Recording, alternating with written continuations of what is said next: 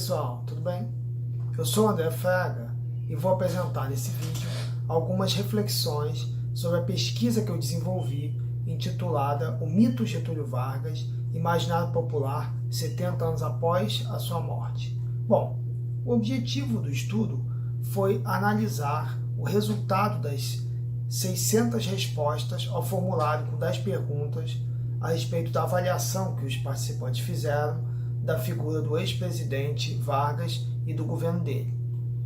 Eu resolvi então, para esta fala, vou apresentar aqui hoje para vocês, selecionar 2 perguntas para analisar as respostas dadas a elas e, consequentemente, compreender o imaginário sobre Getúlio Vargas abordado nelas. Bom, a primeira questão escolhida foi justamente a primeira do formulário, que perguntou aos participantes se eles já tinham ouvido falar da figura do Getúlio Vargas. Bom, qual foi o resultado que a pesquisa apresentou em relação a essa primeira questão? 75,5% dos entrevistados responderam que já ouviram falar muitas vezes do Vargas. 19,8% responderam algumas vezes. Se a gente somar essas duas porcentagens, temos que 95,3% dos entrevistados ouviram sobre Vargas com alguma frequência. Por outro lado, 4,2% afirmaram ter ouvido poucas vezes e 0,5% que nunca ouviu falar do Vargas.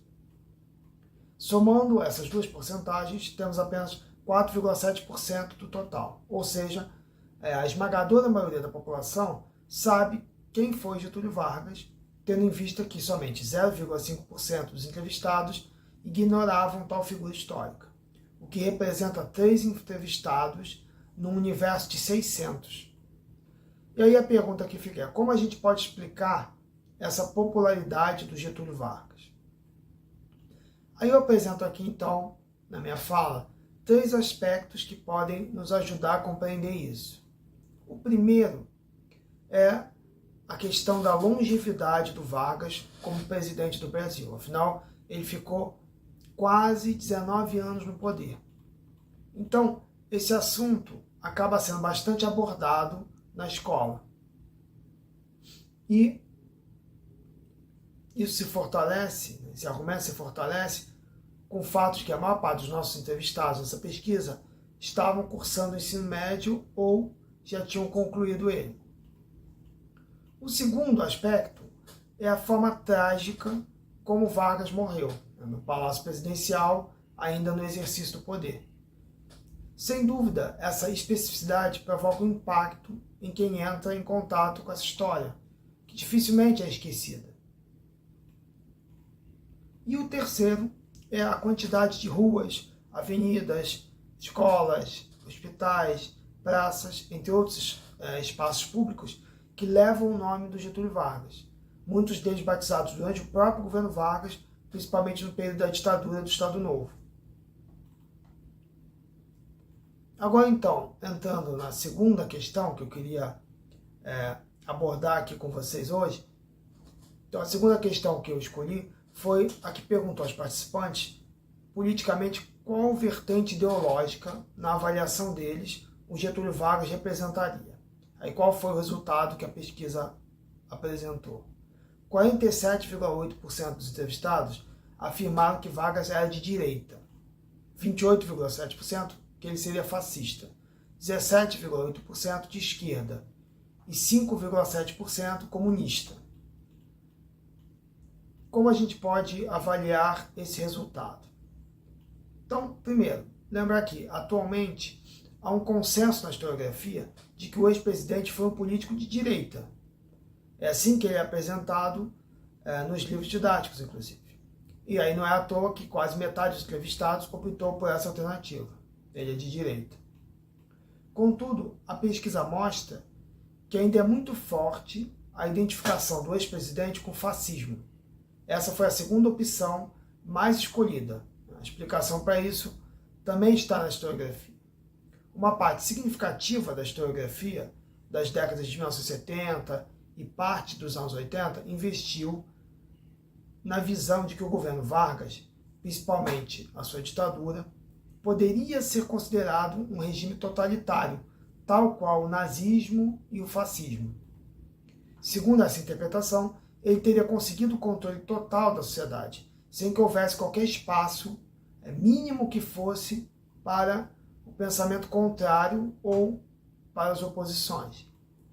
Seu governo seria totalmente coeso, sem contradições e divergências de projetos de país entre os seus ministros. A classe trabalhadora serviria apenas como massa de manobra para os ideais do presidente, sem qualquer margem de autonomia para avaliar e escolher as melhores estratégias para alcançar uma vida melhor. Agora, a historiografia atual, ela relativiza essa interpretação de um governo totalitário e fascista do Vargas. De fato, houve, isso não podemos negar, de fato houve a influência do nazismo e do fascismo no governo Vargas. Por exemplo, na criação dos departamentos de propaganda e censura, como o principal exemplo é o Departamento de Imprensa e Propaganda, o DIP. Mas não houve um controle absoluto. A classe trabalhadora teve alguma autonomia e houve muitas contradições entre os próprios ministros do Vargas, que muitas vezes apresentavam projetos distintos para o país. E aí eu considero que um caso que é bem revelador de qual era, afinal, o posicionamento do Vargas, é o caso da criação da juventude brasileira, que ela revela o limite imposto pelo Vargas de até onde ele abraçava ou não o fascismo. Então, como foi o caso da criação da juventude brasileira, Francisco Campos, que era ministro da Justiça, propõe em 1938 a criação de uma organização nacional da juventude. A ideia é criar milícias entre a juventude, armando os jovens. A administração varguista então avaliou o projeto e não aprovou nos moldes originais, apresentados por Francisco Campos. A proposta de militarizar os jovens e armá-los não foi levada adiante. E em 1940 foi criada a Juventude Brasileira, apenas como uma organização de culto aos heróis nacionais, ao hino e à bandeira, esvaziando o seu sentido original. Ou seja, o Getúlio Vargas ele pisa no freio. Havia um limite entre o seu governo e o fascismo. O que mais chama a atenção nas respostas a essa pergunta é a quantidade expressiva dos entrevistados que considera Vargas de esquerda ou comunista. Foram 23,5%. Essa interpretação é a mais chocante. Considero essa a mais chocante porque não há nenhum elemento político nos estudos que a historiografia produziu e que os livros didáticos apresentaram que faça algum tipo de associação entre Vargas e as esquerdas. Ao contrário, na verdade, sempre reforça o combate implacável que Vargas fez ao comunismo e aos seus simpatizantes, principalmente após a chamada intentona comunista de 1935, que possibilitou ao governo criar toda uma estrutura de Estado para combater e prender pessoas ligadas à esquerda. Então, por que ficou nos entrevistados esse imaginário de Vargas ligado à esquerda?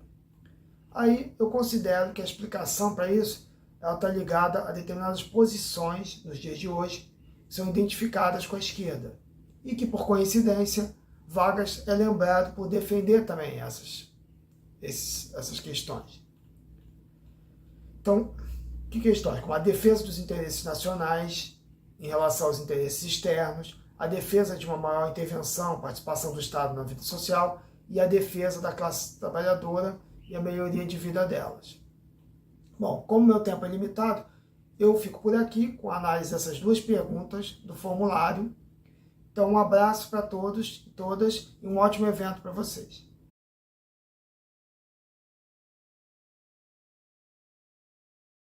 Bom dia a todas e todos. Eu sou Carla Silva, doutora em Desenvolvimento Econômico pelo Instituto de Economia da Unicamp.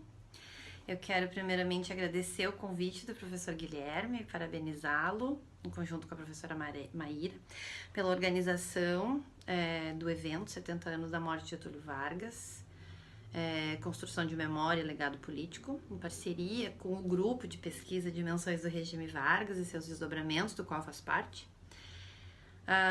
Bom, a provocação inicial das nossas falas foi uma pesquisa de opinião realizada em 2 momentos. O questionário foi aplicado no início dos anos 2000 e replicado em 2024, que nos proporcionou comparar os dados mais de 20 anos depois, além de, claro, ter acesso a como as pessoas viam e veem o regime Vargas, os governos Vargas, né? A pesquisa foca nos anos 30 a 45. Assim está nas perguntas, talvez alguns aqui tenham respondido o questionário da pesquisa. Mas é muito difícil excluir da memória coletiva os anos do que a academia chama de segundo governo Vargas, o governo de 51 a 54. As pessoas tendem a ver os governos do presidente Vargas como uma unidade.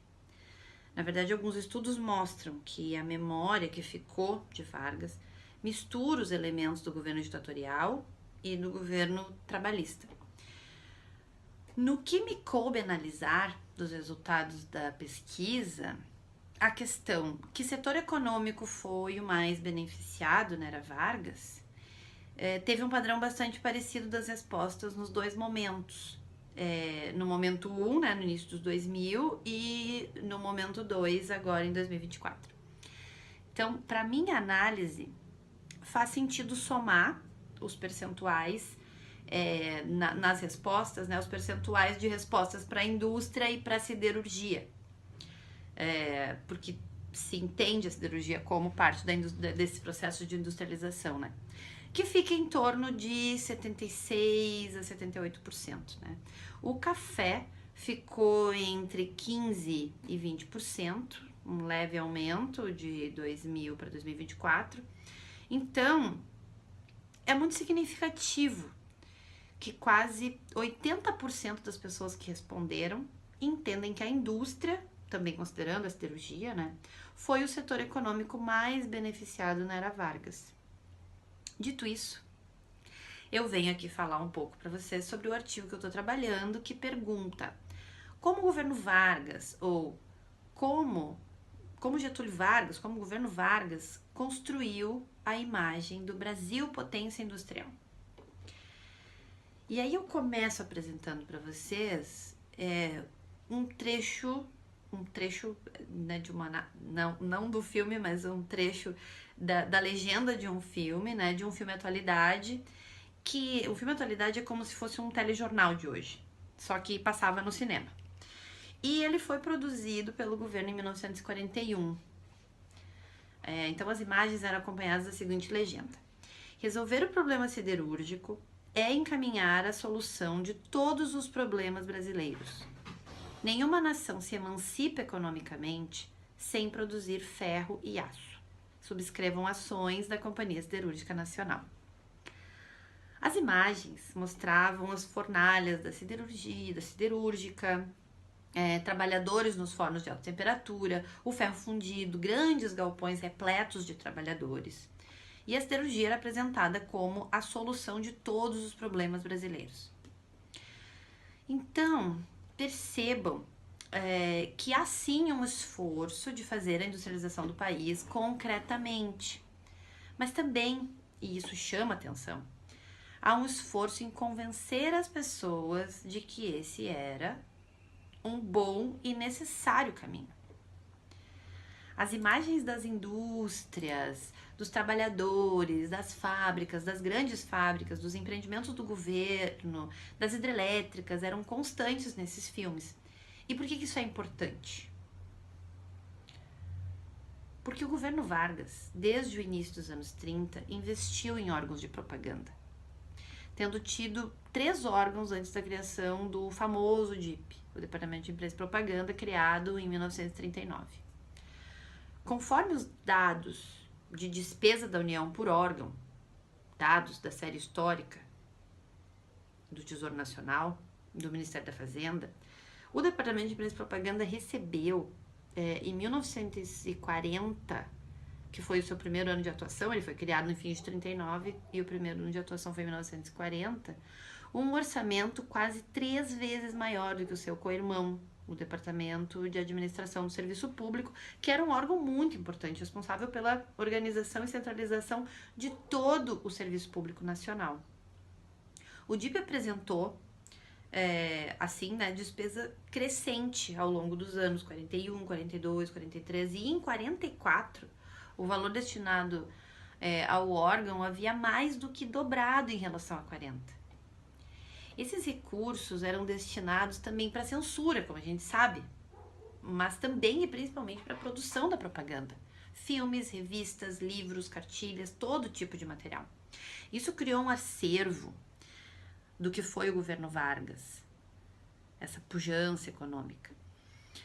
Então, o que eu quero chamar a atenção aqui para a gente pensar é o quanto da nossa memória não é construída, não faz parte de um projeto de enquadramento da memória coletiva, não faz parte de um projeto de poder. Então, quando a gente vê as respostas dadas nessa nossa pesquisa, todas essas perguntas vêm à tona, né? E eu não tenho as respostas, isso é muito difícil de mensurar, mas eu penso que vale a reflexão. Muito obrigada pela atenção de vocês, tenham um bom evento. Olá, meu nome é Thiago Fidelis, professor da Universidade do Estado de Minas Gerais.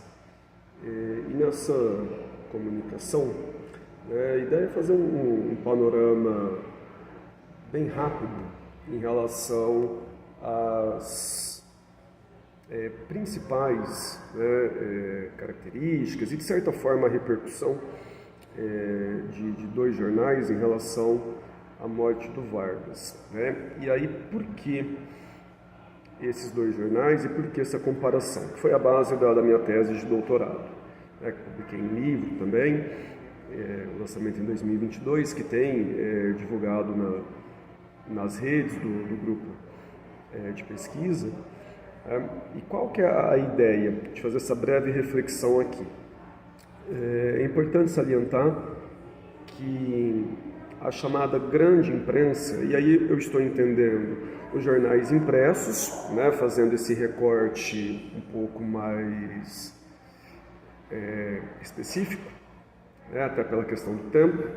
Jornais impressos, eles eram de maneira geral de oposição, e aí eu estou especificando mais ainda, os jornais de maior tiragem, que tinham as maiores circulações, principalmente no eixo Rio-São Paulo, que eram os mais vendidos ali no momento.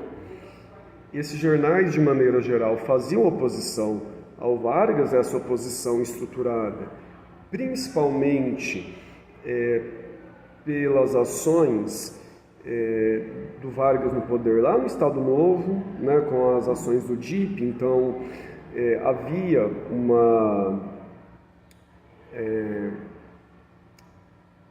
questão, essas publicações elas tinham um pouco de receio desse retorno, além também de interesses, passavam por questões econômicas, por aspectos também políticos, mas aí que são mais abrangentes. Dos jornais aí que faziam franca oposição ao Vargas, eu destaco o Estado de São Paulo, o Estadão, que na época era o jornal de maior tiragem do Estado de São Paulo, um jornal já tradicional, fundado pela oligarquia cafeeira no século XIX, e essa publicação, principalmente nos textos do Júlio de Mesquita Filho, que era o dono e o diretor do jornal na época, principalmente pelas mãos dele, era feita uma oposição sistemática ao Vargas. O Júlio de Mesquita Filho se referia sempre a ele em seus textos como ex-ditador. E não havia nenhum texto, não havia nenhum sinal de complacência ou de aspectos positivos. Pelo contrário, o Júlio de Mesquita Filho ele tinha uma ideia muito parecida com aquela frase clássica escrita pelo Lacerda lá na Tribuna da Imprensa, de que o Vargas deveria ter sido banido da política após o final do Estado Novo. E o fato dele não ter sido banido foi considerado um erro gigantesco por parte do Júlio de Mesquita Filho, assim como a possibilidade dele se candidatar e ele ter sido eleito. Foi considerado aí um grande absurdo, algo que não fazia sentido. Então, havia uma oposição sistemática ali no jornal, e conforme foram tendo os momentos de crise no governo do Vargas, essa oposição foi aumentando e, como contraponto, a gente tem A Última Hora, que é um jornal que foi criado pelo Samuel Weiner, né, logo no começo do governo Vargas, em 1951, e foi um jornal que, embora não se colocasse como porta-voz do Vargas, na prática acabou assumindo esse papel, principalmente nos momentos de crise política, né? E o próprio Última Hora, de certa forma, acabou sendo um vetor importante dessa crise, mesmo que de maneira involuntária, já que o jornal foi criado em 51 e pouco tempo depois já estava entre as maiores circulações do Brasil, né? Ali do Rio de Janeiro. Então é um jornal que ele nasceu com uma estrutura muito imponente, com uma linguagem mais dinâmica do que os outros jornais, e isso acabou despertando, né, ciúmes e também aí problemas com as outras publicações, e a partir da CPI da Última Hora de 53, que de certa forma, né, o governo Vargas começou a entrar numa espiral de crise que ele não conseguiu sair mais, né? Então, o interesse, né, para finalizar de maneira rápida, é indicar como que em dois jornais da mesma época, noticiando os mesmos fatos, a gente via dois Brasis, a gente via dois Vargas, né? Pelo Estadão, o Vargas era um crápula, né? Era pintado praticamente da mesma forma que Mussolini, né? Salazar, era colocado como uma figura execrável, era o que tinha de mais arcaico e pior no poder. Já na Última Hora, exatamente o contrário. O Vargas era um líder dinâmico, era um líder inovador, né, que tinha trazido ao Brasil uma modernidade, uma forma de se pensar política que não era conhecida antes, né, e o Brasil caminhava para o futuro, o Brasil caminhava de maneira sólida e positiva a partir dessas inovações, essas características relacionadas ao Vargas, né? Ou seja, no Estadão, o Vargas era o que pior tinha do passado, pior tinha da permanência da política brasileira.